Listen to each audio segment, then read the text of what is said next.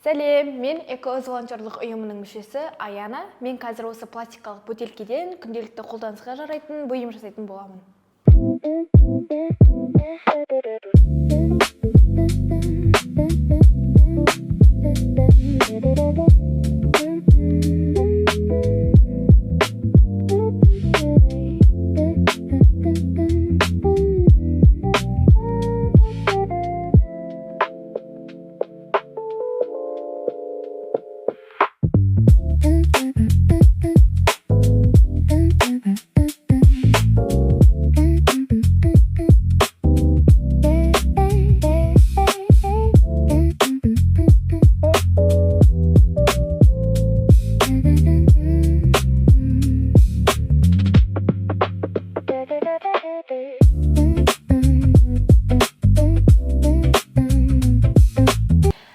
Сонымен мен осындай қаламсаптар салып қоятын, немесе осындай гүл шоқтарын салып қоятын бұйым жасадым.